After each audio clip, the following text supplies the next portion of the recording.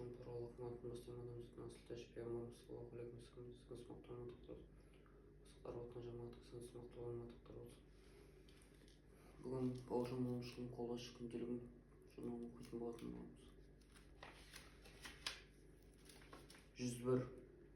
Жаяу әскер басқа әскерлерге қарағанда машинаның ақаулығын немесе оқ-дәрінің жеткізілмеуін болмаса әртүрлі жағдайларға байланысты қимыл жасауға шама-шарқын болмағанын сылтау орнатып, ұрыс жүргізудің әдіс-тәсілдері мен мүмкіндіктерінен бас тартып ақтала алмақ емес. Жаяу әскердің аузына мүмкіндік болмады деген сөз айтылмайды. Жаяу әскер ұрыс даласында не мерт болады, немесе жаралы күйде қалады. 102.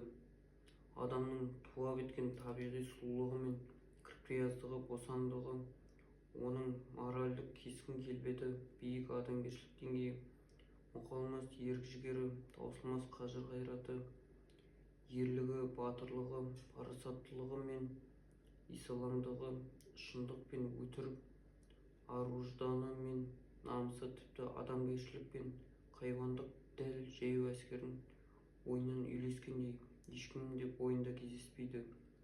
103. Сіздерге сарбаз ұрысқа өлу үшін барады деп кім айтты? Жалған. Сарбаз ұрысқа өлу үшін бармайды, ол да сіз сияқты өмірді сүйеді. Ұрысқа да сол өмір үшін барады. 104. Сіздерге қорқыныш жоқ деп кім айтты? Қорқыныш бар және әрбір тіршілік иесіне тән нәрсе. Барлық кезде де кездеседі. Қорқыныш сезімін тек парыз бен адамгершілік борышты терең сезіну арқылы жеңуге болады. 105. Сіздерге ерлік табиғат сыйы деп кім айтты? Жоқ, ерлік табиғат сыйы емес, саналы әскери тәрбиенің жемісі. Отан алдындағы қасиетті парызды орындау үшін адамзаттың ең асыл сезімі мен жігерленіп, өзіңді саналы түрде қауіп-қатерге бас тігуге, өлімнен қорықпауға мәжбүр етудің нәтижесі.